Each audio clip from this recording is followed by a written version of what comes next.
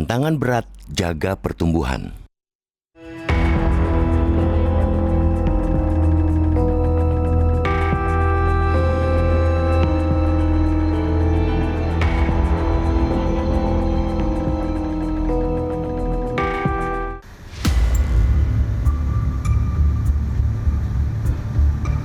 Badan Pusat Statistik (BPS) baru saja merilis angka pertumbuhan ekonomi secara nasional pada triwulan 1 2026.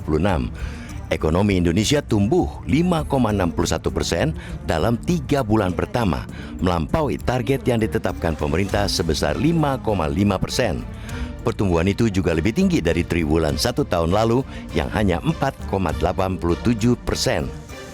BPS menyebut tingginya konsumsi masyarakat sebagai penopang utama pertumbuhan Januari sampai Maret 2026 tersebut. Kontribusinya mencapai 54,36% terhadap PDB. Pertumbuhan juga ditopang oleh investasi dan belanja pemerintah yang cukup kuat pada triwulan tersebut.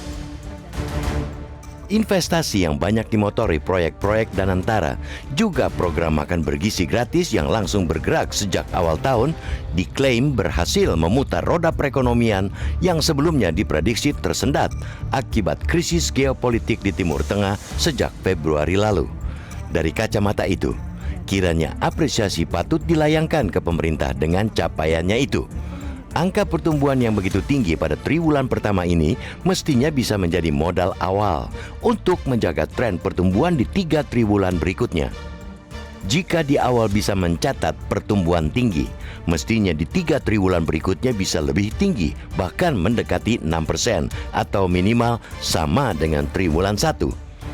Namun, di luar telaah mengenai proyeksi ke depan, pembicaraan soal substansi dari pertumbuhan ekonomi juga tak kalah penting.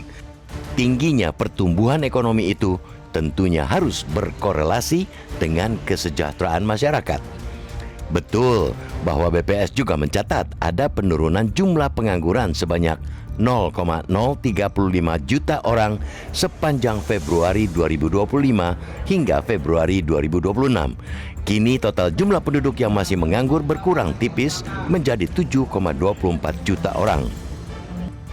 Namun jangan lupa, data BPS itu berhadapan dengan data S&P Global yang mencatat adanya kontraksi industri manufaktur Indonesia pada April 2026. Perusahaan manufaktur banyak yang mengurangi produksinya sehingga banyak yang mengurangi jumlah karyawannya. Artinya, Indonesia ke depan mesti siap-siap dengan tambahan jumlah pengangguran baru. Tingginya data pertumbuhan itu juga berhadapan dengan data terus turunnya jumlah kelas menengah.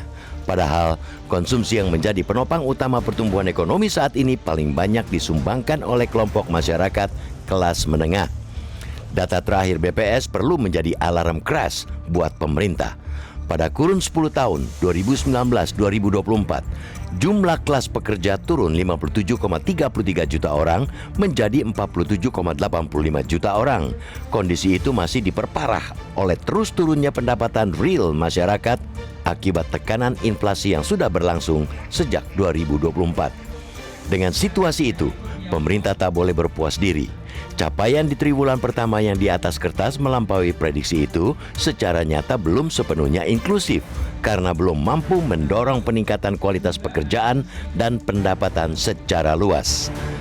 Tanpa pergeseran mesin pertumbuhan ke sektor produktif dan investasi bernilai tambah, pertumbuhan boleh jadi bakal kembali ke tren moderat dan kehilangan momentum dalam jangka menengah. Belum lagi dengan tren pergerakan nilai tukar rupiah terhadap dolar Amerika Serikat yang sejak awal tahun terus tertekan. Dolar Amerika Serikat semakin mahal, bahkan menyentuh level Rp17.400 pada awal pekan ini. Nilai tukar rupiah yang terus loyo dipastikan akan terus membayangi gerak ekonomi ke depan. Dengan semua persoalan itu, diperlukan penguatan kebijakan pemerintah yang lebih tepat dan terarah. Hanya dengan kebijakan yang tepat yang mampu menyeimbangkan antara menjaga kewaspadaan dan menggenjot akselerasi, pertumbuhan tinggi akan terjaga hingga akhir tahun. Tinggi di awal tapi loyo di akhir tentunya bukan harapan bangsa ini.